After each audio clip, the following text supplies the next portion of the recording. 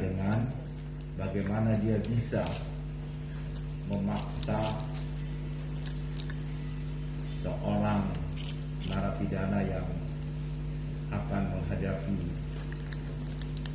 hukuman gantung, hukuman mati, seorang perempuan yang bernama Firdaus di Mesir pada waktu itu, lantaran dia membunuh germonya. Luar biasa sekali cerita kisahnya itu, hebat sekali karena itu kejadian meskipun itu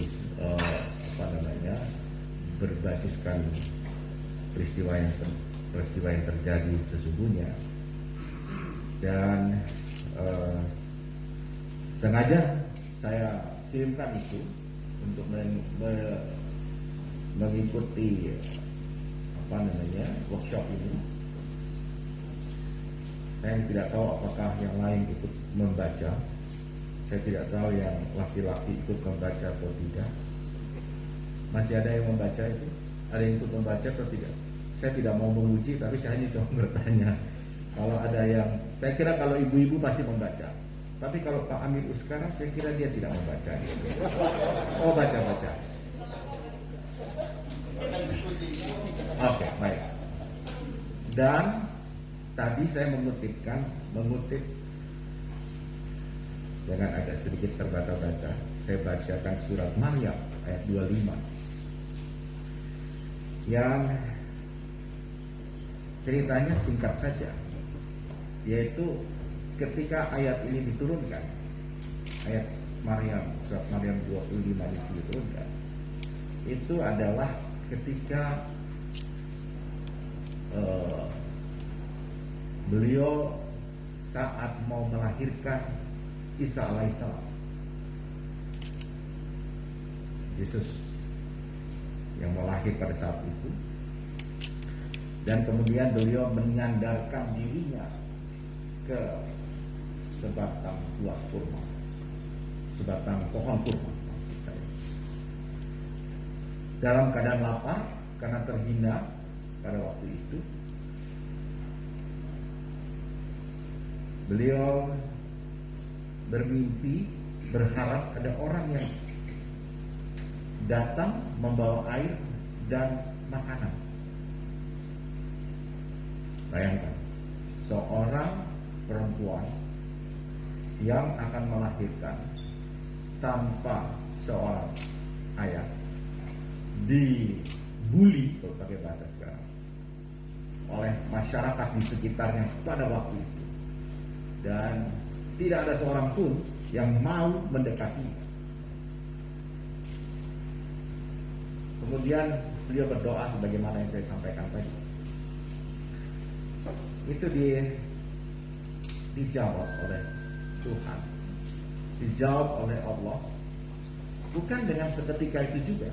Tidak lalu kemudian, oh ini saya kasih makanan, oh ini saya kasih, tidak. Allah justru memerintahkan Maryam, ibu Maryam itu yang sedang dalam keadaan susah payah itu, menggoyang-goyangkan pangkal pohon kurma itu ke arahnya, sehingga buah kurma yang masak itu akan jatuh dan gugur mendekati dia. Jadi artinya, kalau kita lihat yang namanya ikhtiar, usaha, yang didemonstrasikan dengan kisah ibu Maryam tadi, nggak ada yang mudah, tidak ada yang seketika, tidak ada yang seperti dinamakan mie instan, tidak ada di dunia itu seperti itu. Didemonstrasikan, kan biasanya kalau maaf ini perempuan itu kan dianggap sudah lemah gitu, dibully oleh masyarakatnya seperti itu, sudah tidak makan, tidak minum, diciptakan sungai di bawah, di dekat situ, kemudian justru harus berbalik dari pohon kurma, dan kurma itu harus digoyang-goyangin gitu.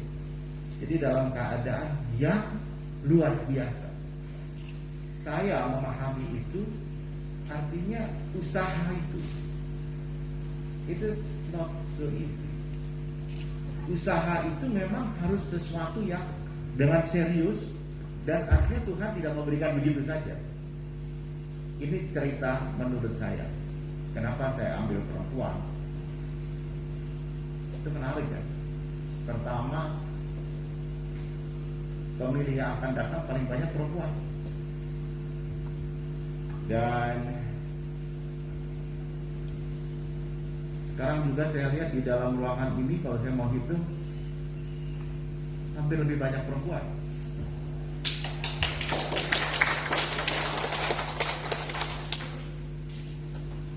Dan pemilih yang tak tergoyahkan itu, yang tak tergoyahkan, saya nggak tahu nanti surveinya Kang EF seperti apa, tapi perempuan itu jauh lebih solid memilih, tidak tergoyahkan dibandingkan laki-laki. Laki-laki sebagai pemilih biasanya bisa goyah, tapi kalau perempuan mungkin relatif lebih konsisten dibandingkan laki-laki. Karena itu laki-laki boleh sampai 4 sampai karena ada boleh memilih itu kan. Boleh ya Bu ya? Ibu.